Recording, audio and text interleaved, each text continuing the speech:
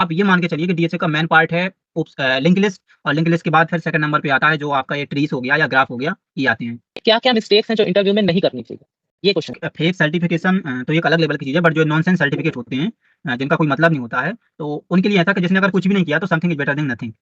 तो hello friends, जैसा कि मैंने आपको पिछली वीडियो में बोला था कि आने वाली वीडियो बहुत ज़्यादा इंपॉर्टेंट होने वाली है, सो ये वीडियो मैं लेकर आ गया हूँ। तो इस वीडियो को जैसे मैंने बताया था प्लेसमेंट पर्पज से बनाने वाला हूँ। तो आज की इस वीडियो में हमारे साथ नरेंद्र भैया जुड़ चुके हैं, जो कि वीआईटी से प्लेस्ड हो चुके हैं, जिनका एक बहुत ही अच्छा खासा प्लेसमेंट लगा है। तो आज की इस वीडियो में अपन इन भैया का पूरा एक्सपीरियंस गैदर करने वाले हैं और बहुत सारी गाइड लेने वाले हैं। मैंने बहुत सारे क्वेश्चंस लिख लिए हैं पहले से, ताकि मैं कोई भी क्वेश्चन भैया से पूछने के लिए मिस ना हो जाऊं।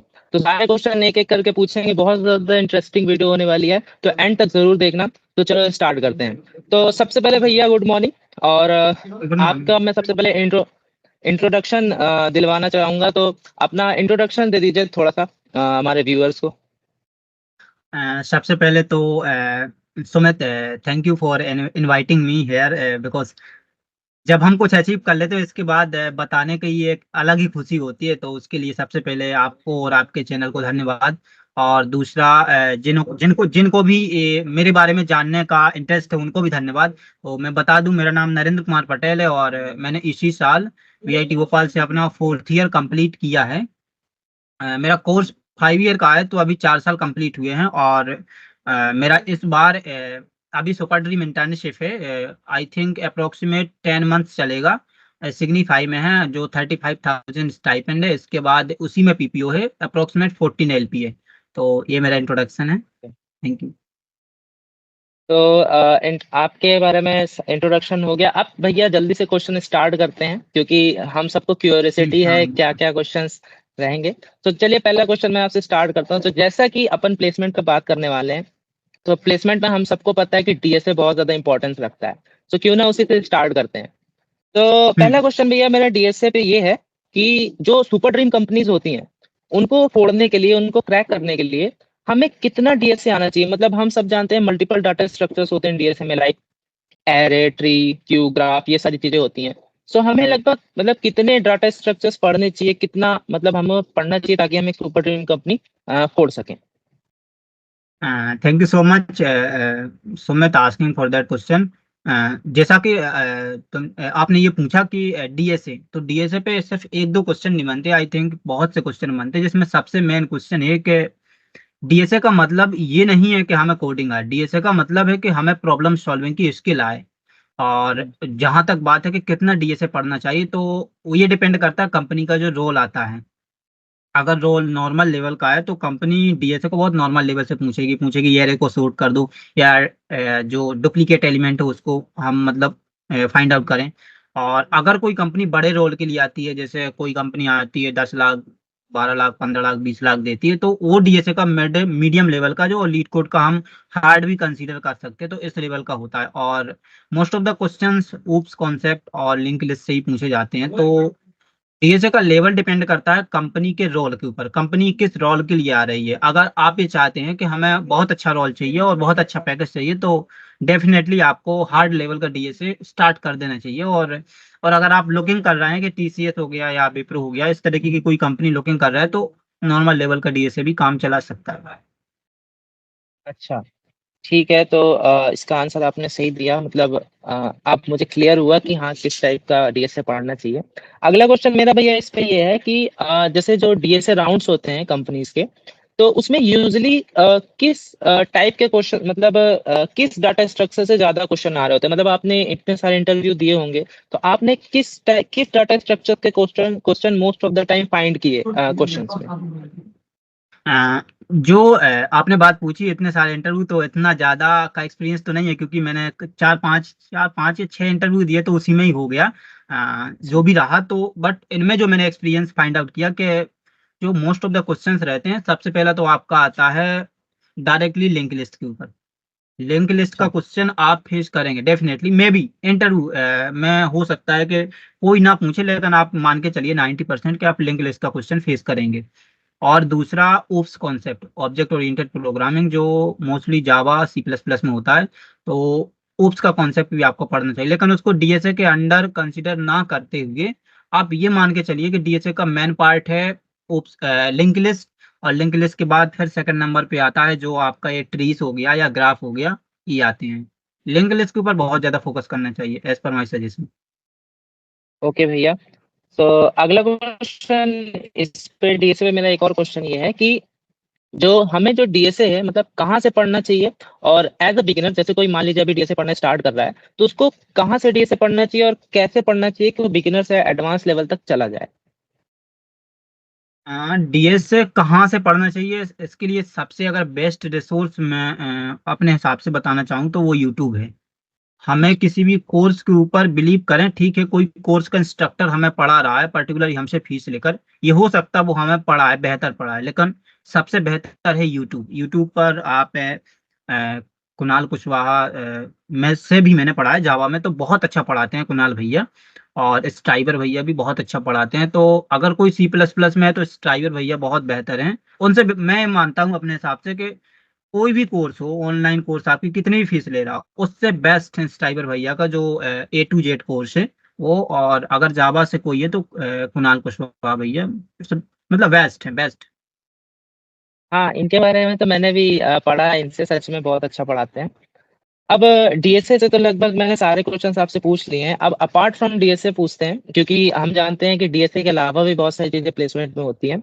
तो अपार्ट फ्रॉम डीएसए भैया अदर सब्जेक्ट्स भी पूछे जाते हैं, जैसे लाइक डीबीएमएस हो गया, ओएक्स हो गया, नेटवर्किंग हो गया, और जैसे एप्टीट्यूड वगैरह आते हैं जिसमें रीजनिंग टाइप के क्वेश्चन होते हैं। तो ये क्वेश्चंस मतलब कैसे पूछे जाते हैं, इनका लेवल कैसा होता है, और इनको हमें कहाँ से पढ़ना चाहिए, इनकी प्रिपरेशन हमें मतलब किस ईयर से स्टार्ट कर से, लाइक डीएसए तो हमें बहुत पढ़ना पड़ता है, ये तो हम सबको पता है, लेकिन क्या इसको भी डीएसए की तरह बहुत ज्यादा पढ़ना पड़ता है, या इसको थोड़ा कम पढ़ेंगे तो भी काम चल जाएगा, ऐसा क्वेश्चन है। एक्चुअली होता क्या है कि हम जब सेकंड ईयर या फर्स्ट ईयर में कोई भी एंट्री करते हैं, हम फर्स्ट ईयर के बाद सेकंड ईयर में जैसे आते हैं तो हमें सोचते हैं कि हमें सिर्फ कोडिंग पढ़नी चाहिए, लेकिन ऐसा एक्चुअली में नहीं है। कंपनीज क्या होता है कि क्वांट्स हो गया, वर्बल हो गया, रीजनिंग हो गया, एप्टीट्यूड हो गया, इसको भी बहुत हद तक हमें मानते हैं कि एंट्री में डीएसए जितना इंपॉर्टेंट रखता है फर्स्ट राउंड में, उतना ये भी रहता है। तो हमें कोशिश करनी चाहिए कि सेकंड ईयर से या सेकंड ईयर के लास्ट से ही हमें क्वांट्स के ऊपर भी फोकस शुरू कर देना चाहिए, और वर्बल्स रीजनिंग्स जो भी है, क्योंकि जब आपका सडनली जब कोई भी चीज आती है तो आपने देखा होगा हमें प्रैक्टिस चाहिए होती है। कोडिंग में भी जैसी प्रैक्टिस चाहिए होती है वैसी क्वांट्स को सॉल्व करने के लिए भी बहुत प्रैक्टिस चाहिए होती है। और इवन कई बार तो ऐसा होता है कि कंपनी का आप इंटरव्यू दे रहे हैं, कोडिंग राउंड है, लेकिन कोडिंग राउंड में ही सडनली वो उसी में पूछ देंगे कि आप अगर दूसरे तरीके से इसमें कोई फॉर्मूला, क्योंकि मैथमेटिक्स बेस्ड होती है कोडिंग, तो वहाँ कोडिंग के फॉर्मूलाज होते हैं, तो वो ये पूछ लेंगे कि इसका फॉर्मूला क्या होता है। तो आपसे जैसे मैथ डॉट मैक्स है जावा में होता है, अब मैक्स का ठीक है उसमें तो फंक्शन है, बट उस फंक्शन के अंदर फॉर्मूला क्या लगाया जा रहा है वो डायरेक्ट पूछ सकते हैं। तो आई थिंक इक्वली हमें फोकस करना चाहिए अगर हमें एक सुपर ड्रीम कंपनी को टारगेट करना है और एक अच्छा प्लेसमेंट को हमें लेना है, तो क्वांट्स वर्बल रीजनिंग ये मतलब बराबर हमें देखना चाहिए। इसको ऐसे नहीं सोचना चाहिए कि ये छोटी चीज है, ये बहुत बड़ी चीज है, और आई थिंक ये रोल प्ले करती है बहुत बड़ा रोल प्लेसमेंट में। अच्छा, तो आपके हिसाब से मतलब दोनों को हमें इक्वली देखना चाहिए, है ना। हाँ हाँ, इक्वली इसलिए करना चाहिए क्योंकि जब टेस्ट क्वेश्चन आता है, जब फर्स्ट स्टेप का पेपर आता है, तो उसमें क्या होता है, आपका 20 नंबर का क्वांट्स होता है, हो सकता है 20 नंबर का आपका डीएसए हो, 40 नंबर का डीएसए हो सकता है, लेकिन 20 नंबर का क्वांट्स हो, 20 नंबर का, फिर इसके बाद इंग्लिश का भी हो सकता है ये भी हो कि पाइथन के जो नॉर्मली क्वेश्चन होते हैं कि आप इसका सूडो कोड को वो करो, फाइंड आउट सूडो कोड में एरर्स निकालो या इसमें क्या आउटपुट हो सकता है वो निकालो। तो बराबर इक्वली डीएसए के जो लीड कोड पर या जीएफजी पर प्रॉब्लम सॉल्विंग का पार्ट है, उसको भी हम 50% वेटेज दें, इसके बाद की जो चीजें हैं उस पर भी हमें 50% वेटेज पूरा देना चाहिए। अगर हमें चाहते हैं कि हाँ इंश्योरिटी के साथ कि नहीं हो ही जाएगा, तो आई थिंक ऐसा करना चाहिए, और हमने तो यही किया, तो इसलिए थोड़ा हम अपना एक खुद का एक्सपीरियंस इस बारे में बता रहे हैं। ठीक है भैया, आपने ये बहुत मतलब मेरा बहुत बड़ा डाउट था जिसको आपने क्लियर कर दिया। अब चलते हैं अगले क्वेश्चन की तरफ। सो अगला क्वेश्चन मेरा इंटरव्यू राउंड रिलेटेड है कि जब अपन इंटरव्यू राउंड में पहुंचते हैं तो इंटरव्यू में हमें किस तरीके से क्वेश्चन वो पूछे जाते हैं, किस तरीके के क्वेश्चन वो हमसे पूछते हैं, और हमें क्या क्या मिस्टेक्स हैं जो इंटरव्यू में नहीं करनी चाहिए, ये क्वेश्चन है। आई थिंक इंटरव्यू में जो लास्ट से ही शुरू करते हैं आपकी बात जो आपने पूछी कि इंटरव्यू में हमें कहाँ मिस्टेक नहीं करनी चाहिए। तो सबसे पहली मिस्टेक तो हमें ये नहीं करनी चाहिए, जैसे ही हम इंटरव्यू में सेटिंग या कोई भी हमारा जो इंटरव्यू लेने वाला आ रहा है, तो सबसे पहले बहुत अच्छे से जो होता है ना एक सॉफ्ट स्किल से अगर हम बात करें, सॉफ्ट स्किल मतलब बहुत ही विनम्र भाव से या बहुत अच्छे तरीके से, ऐसा नहीं, उन्हें ये नहीं लगना चाहिए कि हम एक ईगो वाले व्यक्ति हैं।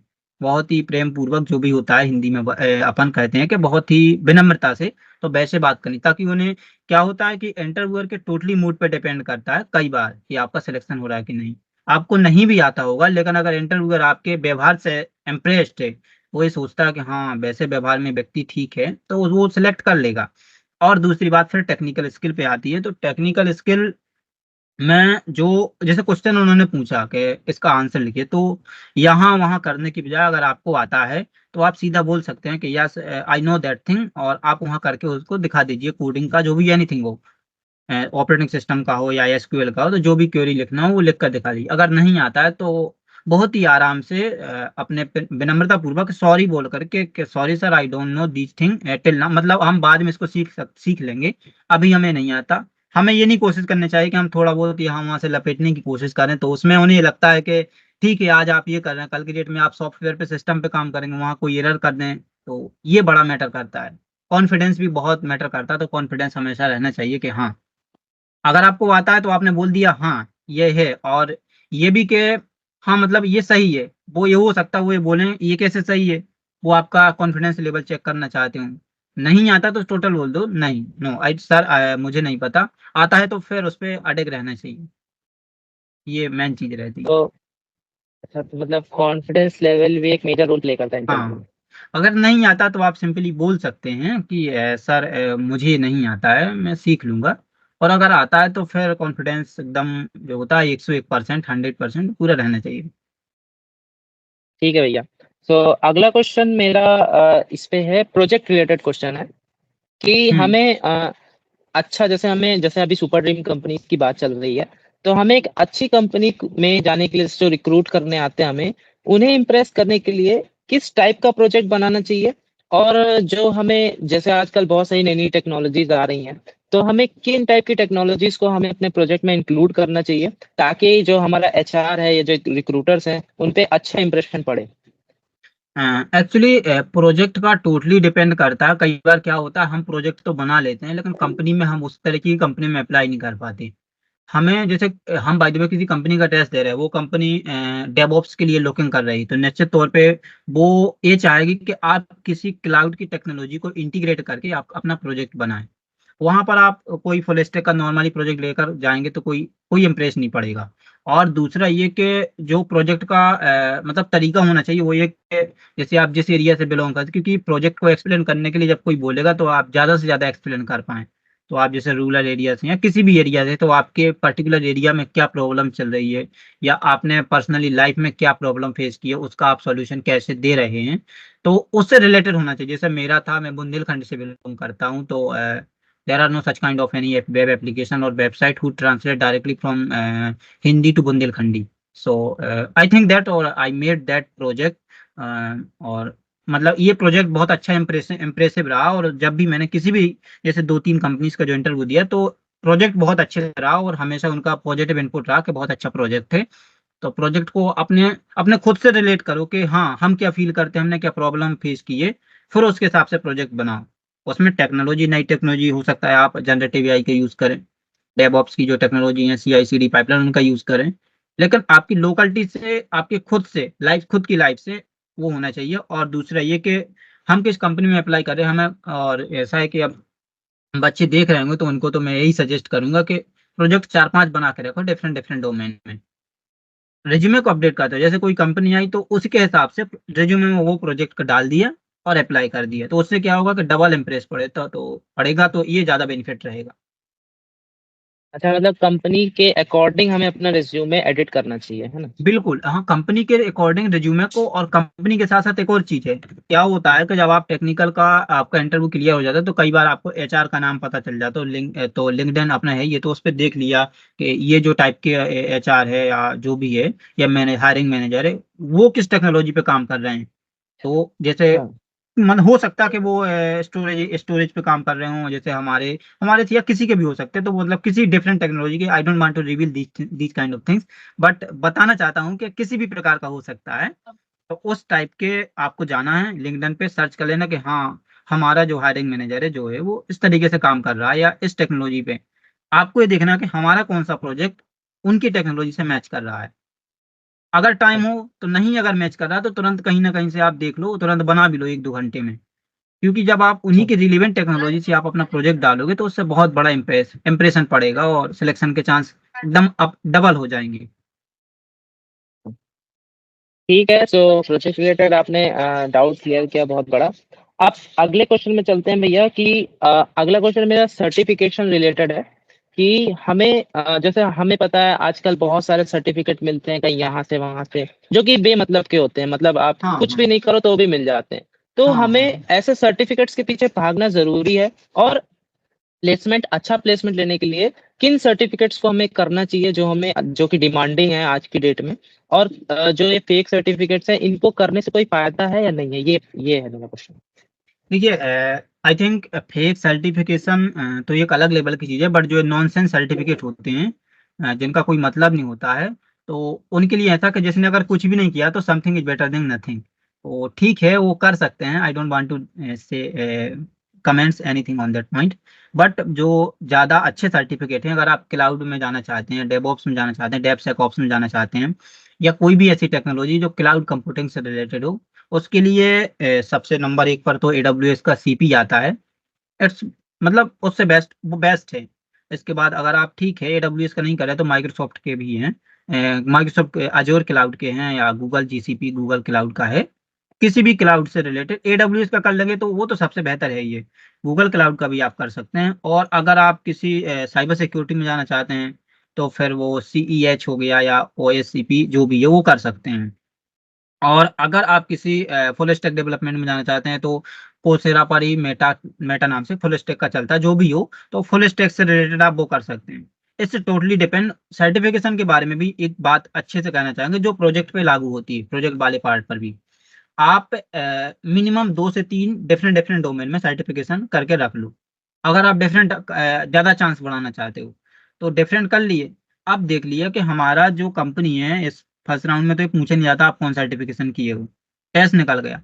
सेकंड राउंड में आपने पता कर लिया हाँ कंपनी इस चीज़ के लिए लुकिंग कर रही, तो उससे जो हमारा सर्टिफिकेट रिलेट कर रहा है उसको सबसे नंबर 1 पे रख दिया, दूसरे नंबर पे, तीसरे नंबर पे। हमारे पास 4-5 होंगे तो उसमें क्या होगा, जो कंपनी वो लोग कर रहे हैं हमने 2 उठाए, सर्ट रिज्यूमे में 2 ही सर्टिफिकेट लगाना है। बट हमारे पास जो 4-5 हैं उनमें से जो देखे ये 2 सबसे ज्यादा जो रिलेट कर रहे हैं हमारे रोल्स हैं वो हमने ऐड कर दिए। तो इससे क्या होगा कि हमारे रेट बहुत ज्यादा बढ़ जाएंगे, तो ऐसा करना चाहिए। और क्लाउड में AWS का, और साइबर सिक्योरिटी से कोई है तो CEH जैसे कई लोग क्या होते हैं साइबर सिक्योरिटी के स्पेशलाइजेशन लेते हैं, साइबर सिक्योरिटी या डिजिटल फोरेंसिक, तो CEH उनके लिए बेटर है। फुल स्टैक के लिए कोर्सेरा पर आई थिंक मेटा करके एक फुल स्टैक का है, और IBM डेवऑप्स का भी है, वो भी अच्छा है। तो ये सर्टिफिकेशन करना चाहिए। और जो फेक फेक सर्टिफिकेट का आपने पूछा था, तो फेक के लिए देखिए ऐसा है, अगर किसी सर्टिफिकेशन में ID या एक्सपायरेशन डेट नहीं है तो उसका ज़्यादा वैल्यू नहीं रहता है। तो उससे ज़्यादा फिर फोकस ये करना चाहिए कि कोडिंग पे ध्यान दें, क्योंकि कई बार क्या होता है सर्टिफिकेशन टाइम कंज्यूमिंग चीज़ बन जाते हैं। हम कर तो रहे हैं बस टाइम हमारा वो जा रहा, तो उतना उस पर ध्यान नहीं देना चाहिए। अच्छा, तो सर्टिफिकेशन रिलेटेड आपने बहुत मतलब मेरा डाउट क्लियर कर दिया, क्योंकि हम लोग भी स्टार्टिंग जैसे कोई भी फ्रेशर होता है तो स्टार्टिंग में आता है जहां से सर्टिफिकेट मिले उसको कलेक्ट करने की कोशिश करता है। सो हम्म। इससे बहुत ज्यादा क्लियर हुआ होगा जो हमारे व्यूअर्स हैं उनको कि कहीं से भी आपको सर्टिफिकेट पे ध्यान नहीं देना है, अपने DSA स्किल पे फोकस रखो, हाँ इंपॉर्टेंट हाँ हाँ सर्टिफिकेट्स पे ध्यान हाँ। रखो। और वन मोर थिंग, सर्टिफिकेशन पर फोकस रखना, लेकिन वही ये जो वैल्यूएबल सर्टिफिकेशन है जैसे AWS CP का हो गया, कोर्सेरा पर भी अच्छा है IBM डेवऑप्स का, और मेटा का भी है शायद कोर्सेरा पर, तो वैल्यूएबल सर्टिफिकेट हैं। हमें उन पे फोकस रखना, उन पे इतना अच्छा फोकस रखना है कि हो सकता है डायरेक्ट आपको इंटरव्यू में वो चीज़ पूछ नहीं जाए।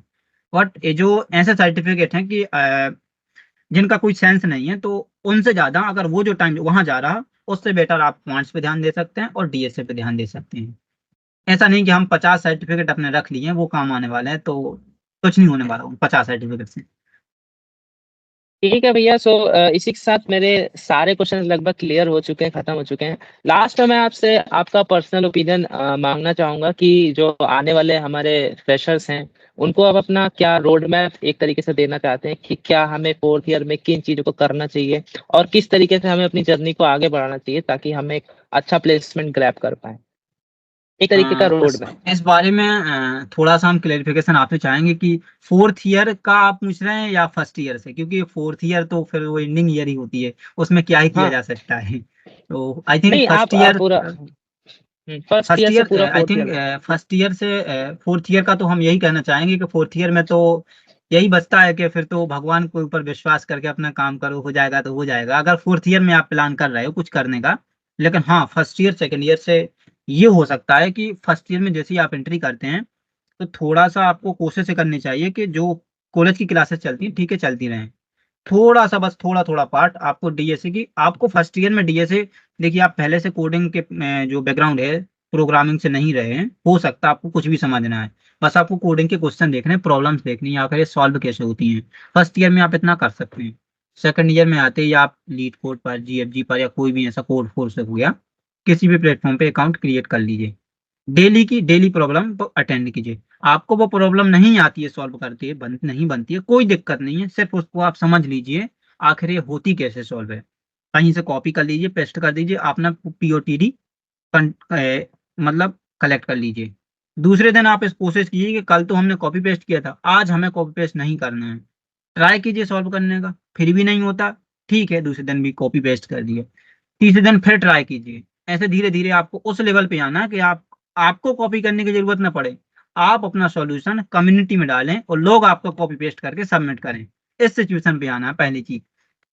और दूसरी चीज, कोडिंग में जो A to Z का कोर्स जो भी है साइबर भैया का, वो आप ज्वाइन कर लें अगर आप C++ से हैं। यूट्यूब का ही देखें, और जावा से, जावा का है तो जावा का फुल जावा में उनका कुणाल भैया का है तो वो भी आप देख सकते हैं। और कोडिंग का तो ये हो गया, कोडिंग को डेली करना है, और ग्राफ ग्राफ वगैरह भी अच्छे से कर लेना, लिंक लिस्ट का पर ज्यादा मेन फोकस करना, आजकल कंपनीज क्या लिंक लिस्ट पे ज्यादा ध्यान दे रही हैं। और इसके बाद सर्टिफिकेशन का तो यही है कि सेकंड ईयर कंप्लीट हो जाए तो क्या करना है कि आपको इंटर्नशिप जो भी होते हैं, जीएफजी पर आर्टिकल लिखते हैं तो आर्टिकल भी आप लिख सकते हैं, वहां से इंटर्नशिप कर सकते हैं, या किसी और कंपनी में इंटर्नशिप पे थोड़ा सा, हो सकता है पेड ना हो, अनपेड हो, लेकिन आपको करते जाना है बस एक्सपीरियंस में लिखने के लिए। इसके बाद फिर क्या करना है, जैसे ही थर्ड ईयर कंप्लीट होने पे आए तो आपको इन सब चीजों को मर्ज करने की कोशिश करनी है, एक रिज्यूमे टाइप का, कि मेरा सर्टिफिकेशन भी हो गया, मेरा सीजीपीए भी मेन फोकस रखना है। सीजीपीए को कोशिश ये करनी है कि आपका 9 से ऊपर ही रहे, कोशिश, हो सकता ना हो तो उनके लिए मैं नहीं कहना चाहूंगा, को जिनका नहीं है, बट जिनका है तो उनके लिए बहुत अच्छा है, बहुत अच्छी कोशिश की है, और अगर आप फर्स्ट ईयर हैं तो कोशिश कीजिए 9 से ऊपर रहे। सीजीपीए को आपने लिया, सबको इकट्ठा मिलाया, फिर देखा कि क्या मेरी सब चीजें ओके हैं, थर्ड ईयर के लास्ट लास्ट तक आ दिया दें, अगर कोई चीज छूटी है तो उसको कंप्लीट करें, और थर्ड ईयर में एकदम रेडी हो जाए कि हाँ आप कोई भी कंपनी आती है तो yes I am ready to win, एकदम पूरे फुली फ्लेक्सिबल वे में आपको तैयार हो जाना है। और डेली बहुत अच्छे से प्रिपरेशन को थोड़ा रिवाइज करते रहना और पढ़ते रहना, और जब तक आपका वही है, जब तक होता नहीं तब तक मैदान से हटना नहीं है। और इसके बाद मेरी तो यही आशा है कि अगर इतना सब पूरे रोड मैप फॉलो कोई करेगा तो डेफिनेटली 30-40 लाख का तो नॉर्मली पैकेज है, ले ही लेगा। बाकी फिर ये होता कॉलेज के ऊपर डिपेंड करता, कंपनी अगर नहीं आई, या उसका छोटे वाले मतलब नॉर्मल वाले में हो गया तो फिर कंपनी में अप्लाई करने को नहीं मिलती, जैसे मेरा है तो अब मुझे किसी दूसरी कंपनी में मैं अप्लाई नहीं कर सकता, ये सिचुएशन में हो सकता है, लेकिन अच्छा पाएगा, इतना करने के बाद वो बहुत अच्छा परफॉर्मेंस अपना दिखाएगा और प्लेसमेंट भी बहुत अच्छा पाएगा। तो बहुत अच्छा लगा आपका ओपिनियन सुन के, आपका रोड मैप सुन के। इसको मैं डेफिनेटली अपनी लाइफ में अप्लाई करूँगा और जो हमारे व्यूअर्स हैं वो भी इसको डेफिनेटली अप्लाई करेंगे बिकॉज़ सारे क्वेश्चंस का आपने इतना क्लियर और इतना सही आंसर दिया कि मतलब ये वीडियो तो मतलब बहुत हिट जाने वाली है, मैं पहले ही बता दे रहा हूँ। सो आपसे बात करके बहुत अच्छा लगा भैया, ये सारे क्वेश्चंस क्लियर किया आपने, उसके लिए बहुत-बहुत धन्यवाद। और आपसे ऐसे ही मतलब कुछ भी डाउट होगा तो मैं आपसे क्लियर करता रहूँगा। बाकी इस वीडियो में आपने इतना सहयोग दिया, आपने इतना अच्छी बातें की उसके लिए धन्यवाद और thank you for this video and इस थैंक यू वीडियो को सो इसी मच के साथ for, yes sir. Thank you so much, क्योंकि क्या है कि अगर हमारे बताने से किसी एक को भी अगर फायदा होता है तो हमारे लिए तो ये बहुत बड़ी बात है। तो बहुत बहुत धन्यवाद इनवाइट करने के लिए, और लोगों को कुछ अगर दो चार चीजें अच्छे से बता पाए तो उससे बड़ी खुशी क्या होती है, उसके लिए बहुत बहुत धन्यवाद आपका। जी भैया, तो इसी के साथ इस वीडियो को एंड करते हैं। तो सभी यूजर, सभी व्यूअर से रिक्वेस्ट, अगर आपको कोई भी डाउट रहा हो, किसी भी प्रकार की अगर आपके माइंड में क्वेश्चन हो, प्लीज कमेंट बॉक्स में कमेंट करके बताना, हम उसका उसमें रिप्लाई देने की कोशिश करेंगे। तब तक के लिए मिलते हैं किसी और वीडियो में। Bye bye, see you, take care. Thank you.